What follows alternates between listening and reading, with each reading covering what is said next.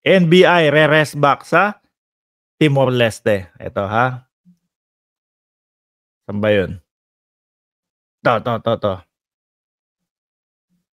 Bureau of Investigation or NBI Director.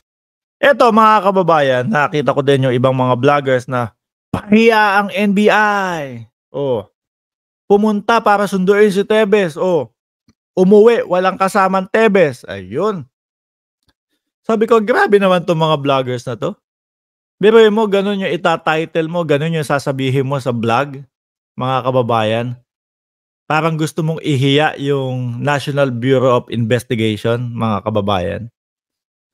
Ang NBI po, isa po sa mga talagang, kumbaga, isa po sa nagpapanatili ng peace and order ng bansang Pilipinas, which is ating bansa po. Tapos ganun mo i-broadcast, pahiya ang NBI, which is ang katotohanan hindi naman pala. So sinasabi nila na pahiya mga kababayan kasi nga pumunta yung NBI doon at hindi kasama pabalik. No, dahil siguro narinig nila o alam nila na ang bansang Pilipinas, ang gobyerno ng Pilipinas, mga bossing, gustong mapabalik talaga si Tevez dito para magalitisin, ano? Kumbaga para ano ba to? Malaman kung ano yung side niya at malaman yung katotohanan, mga bossing.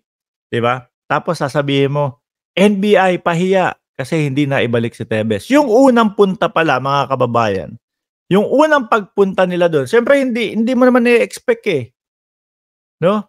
Gusto nilang masigurado na si Tevez yung nadakip, mga bossing. Pangalawa, gusto nilang masigurado yung unang bisita nila na si Tevez ay buhay at maayos yung kalagayan doon. Yun po yung unang pagpunta nila doon. So ngayon, mga kababayan, yung mga pinagsasasabi nila na kukunin agad, makukuha agad, imposible. Kasi makikipag-usap pa yan sa Timor-Leste, ano ba yung mga kailangan nating ayusin, ano ba yung mga kailangan nating naming ipresenta para pagbalik namin na i-prepare na po namin, mga kababayan. So ganun yung nakikita ko. Ayan ha, nagbibigay na ako ng opinion, hindi ko pa napapanood to.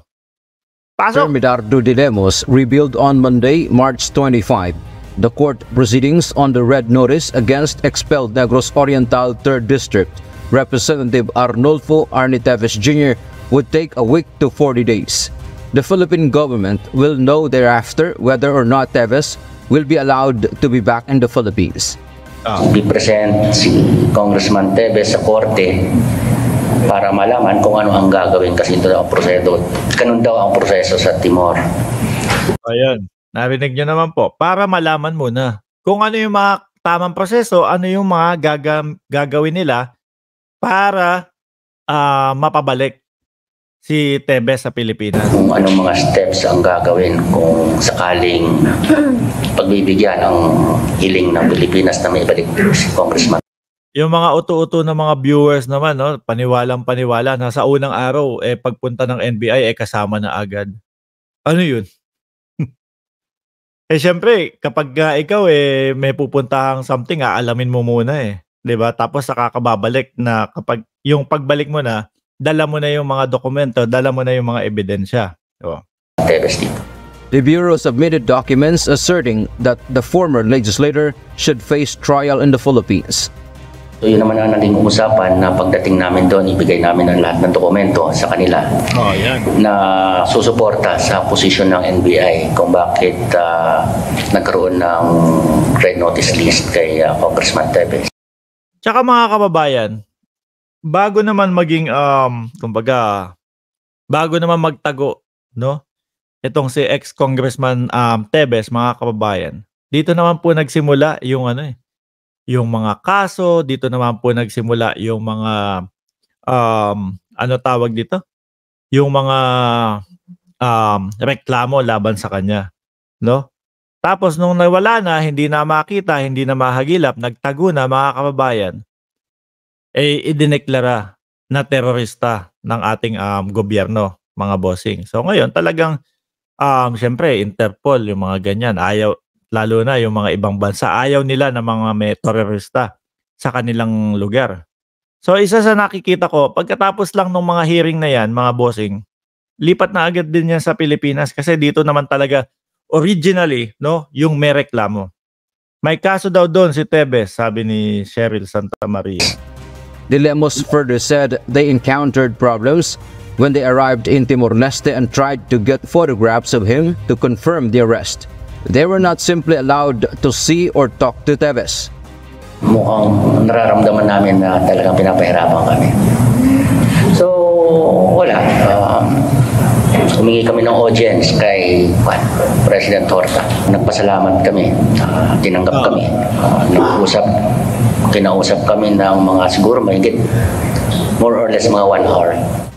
The Department of Justice or DOJ assures the safety of Tebes when he is deported or extradited. Alam ho natin na napakalaking kaso ito para sa atin, and we just want to make sure that he is here to stand trial. Meanwhile, Tebes' Yun po talaga yung una nilang pinunta. Unang pinunta, masigurado na si Tebes talaga yung nahuli. Pangalawa is kung okay at secure si Tebes, no?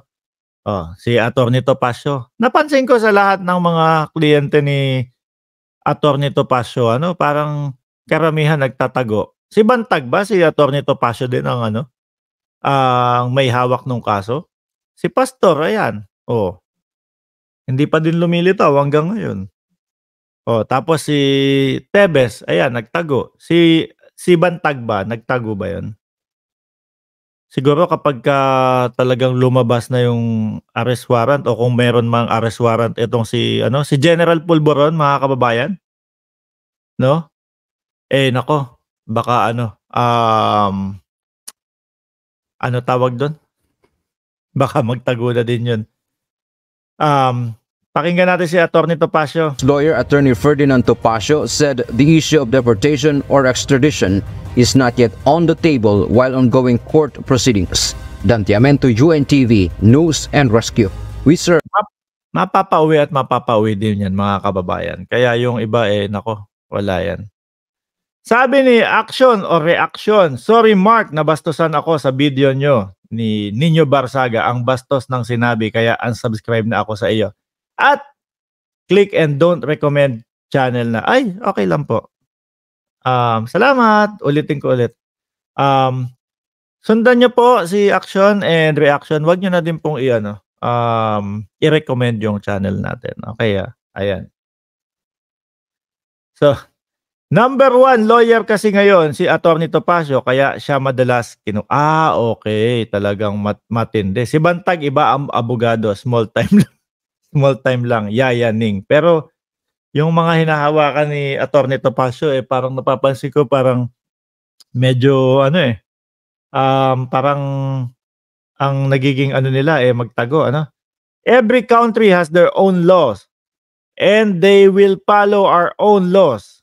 To just wait and see lang tayo. If they have proof that he is a criminal, then they hand over. Akala po kasi nung iba kapag pumunta na yung NBI yun na agad yun. No? Akala nung iba pag pumunta yung NBI, kuha na, uwi na, ganito na, deport na. Hindi po, may mga proseso pa din po yan. So, anyway mga kababayan, 1 oras ang abogado ni Bantag is taga Baguio. 1 oras na din po tayo ditong naka-livestream, mga kababayan, no?